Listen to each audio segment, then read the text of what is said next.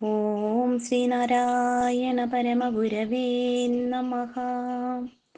അജ്ഞാനത്തെ അകറ്റണം, പ്രതിദിനം സൗഭാഗ്യമേകീടണം.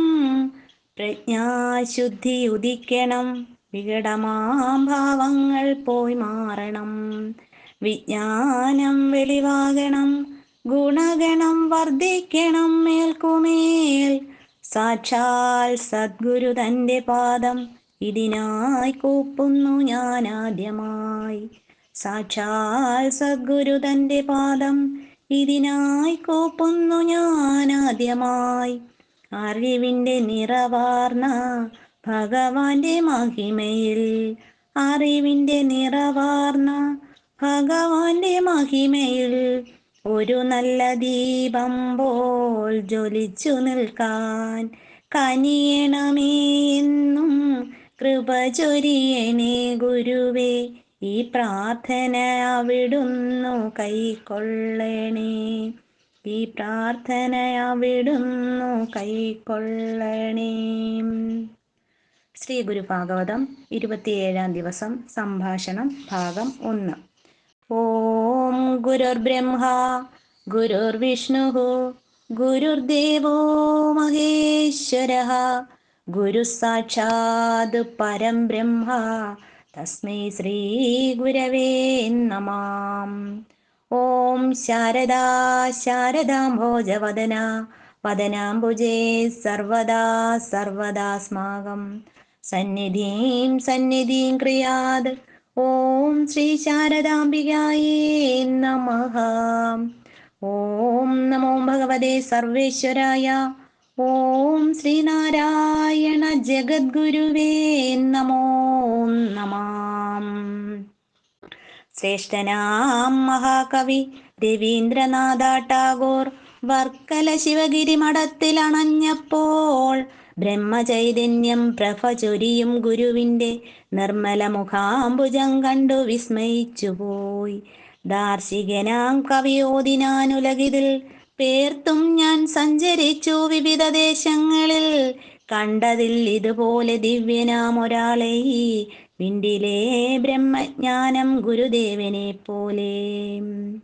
വിണ്ടിലെ ബ്രഹ്മജ്ഞനാം ഗുരുദേവനെ പോലെ വിനോബാഭായി, സ്വാമി ശ്രദ്ധാനന്ദജി, ആൻഡ്രൂസ് രാജഗോപാലാചാരി, പണ്ഡിറ്റ് ശ്രീ നെഹ്റുവും പാവനമായ ശിവഗിരിയിൽ ഗുരുദേവ ദിവ്യ ദർശനം നേടാൻ അണഞ്ഞ മഹാത്മാക്കൾ. വിവിധ കാര്യങ്ങളെക്കുറിച്ചു ഗുരുദേവൻ പലരുമായി ദിവ്യ സംവാദം ചെയ്തതെല്ലാം വിസ്തരിക്കുവാൻ സാധ്യമല്ല. എങ്കിലും അതിൽ എത്രയും പ്രധാനമായുള്ളതു ചൊല്ലിയിടുവാൻ. അരുവിപ്പുറത്തു വെച്ചൊരു നാൾ കൃഷ്ണനാശാൻ ഗുരുദേവനോടേവം ചോദിച്ചു വിനീതനായി. പുരുഷ പ്രയത്നത്താൽ കണ്ടറിഞ്ഞതോ പരമ്പൊരുളാം പരമാത്മതത്വം ഇപ്രപഞ്ചത്തിൽ.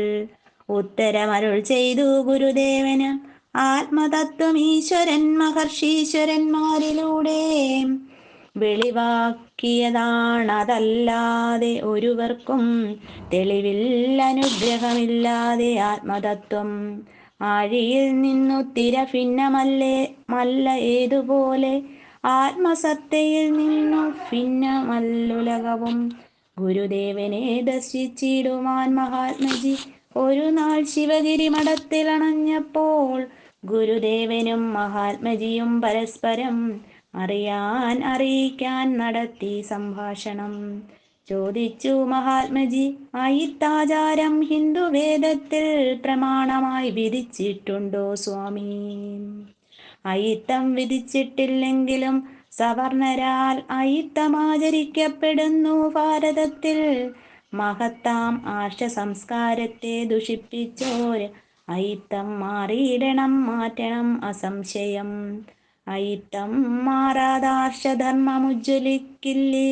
അയിത്തം ഒരു മഹാവിപത്താണിന്ത്യക്കെന്നും ചോദിച്ചു മഹാത്മജി പിന്നെയും ഗുരുവിനോട്. ഏതു മാർഗത്തിൽ അധകൃതരെ ഉയർത്തിയിടാം? വേദനയോട് മരുവുന്നവരധകൃതർ. വിദ്യയും സ്വാതന്ത്ര്യവും ധനവും ലഭിക്കാതെ നിത്യദുഃഖിതരായി കഴിയുന്നതകൃതർ അവരെ സമുദ്ധരിച്ചിടണം. അവർണരാം അവരും മനുഷ്യരാണെന്നു നാം അറിയണം. ജീവിത പുരോഗതി അവർക്കുമുണ്ടാകണം. ജീവിത സ്വാതന്ത്ര്യവും ധനവും ലഭിക്കണം. വിദ്യയാൽ പ്രബുദ്ധരായിടണം ഇവർ. മറ്റു മർത്യരെ പോലെ നന്നായിടണം സമൂഹത്തിൽ. ആകയാൽ അയിത്തത്താൽ അമർത്തപ്പെട്ടോരിവർക്ക് ആനുകൂല്യങ്ങൾ പ്രത്യേകിച്ചു നാം നൽകിയിടണം. ഗാന്ധിജി ചോദിച്ചപ്പോൾ അവകാശങ്ങൾ നേടാൻ ശാന്തി മാർഗമോ ഹിംസാമാർഗമോ അഭികാമ്യം? അവകാശങ്ങൾ സ്ഥാപിച്ചിടുവാൻ സമാധാനം അഭികാമ്യ മാർഗമെന്നരുൾ ചെയ്തു സ്വാമി. സ്വാതന്ത്ര്യം ലഭിക്കുവാൻ മതത്തിൽ നിന്നും പരിവർത്തനം ചെയ്യണമെന്നോതുന്നു ചിലരെല്ലാം. ആത്മീയ മോക്ഷത്തിനായി ഹൈന്ദവ മതം കൊണ്ട് സാധ്യമാവില്ലേ അന്യമതത്തിൽ ചേരേണമോ? അയിത്തം അധകൃതവർഗക്കാരിലുമില്ലേ? അയിത്തക്കാർക്കങ്ങതൻ ക്ഷേത്രത്തിൽ കയറാമോ? ഇങ്ങനെ മഹാത്മജി ചോദിച്ച നേരം ജഗന്മംഗലൻ ഗുരുദേവൻ ഉത്തരമരുൾ ചെയ്തു. ഹൈന്ദവ മതം ആത്മപ്രാപ്തിക്കു പര്യാപ്തമാണെങ്കിലും അയിത്താദി അന്യായ കർമ്മങ്ങളാൽ വലയും ജനങ്ങളാണധികം പേരും അന്യമതത്തിൽ ചേരുകെന്നറിഞ്ഞിടുക വേണം. അതിനാൽ അയിത്താദി മാറി അവശർക്കും സതതം നന്നാകുവാൻ സൗകര്യം ലഭിക്കണം.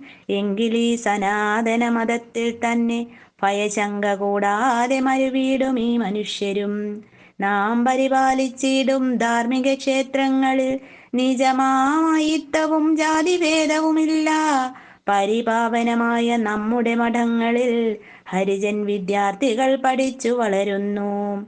മറ്റു ബാലകന്മാരോടൊത്തവർ വസിക്കുന്നു. മറ്റും ഈശ്വര സേവാതൽപരന്മാരായി നിത്യം ജാതിഭേദവും മതഭേദവുമില്ലാതെ എല്ലാ ജാതിക്കും ആരാധന ചെയ്യുവാനായിട്ടത്രേ തീർത്തതു ക്ഷേത്രങ്ങൾ. നാം പ്രത്യേകിച്ച് അവർണർക്ക് പ്രാർത്ഥനാദികൾ നടത്തിയിടുവാൻ ഭയം വിനാ ചെങ്ങന്നൂരിലെ പുരാതനമാമൊരു കാവിൽ ഭംഗിയായി സർപ്പം തുള്ളൽ നടന്നുത്സവനാളിൽ പൂങ്കുലകളും കയ്യിലേന്തി ബാലികമാരും തിങ്കളിൻ മുഖമാർന്ന യുവതീ മണികളും. ഓം നമോ ഭഗവതേ സർവേശ്വരായ. ഓം ശ്രീനാരായണ ജഗദ്ഗുരുവേ നമോ നമഃ. ഓം ശ്രീനാരായണ പരമഗുരവേ നമഃ.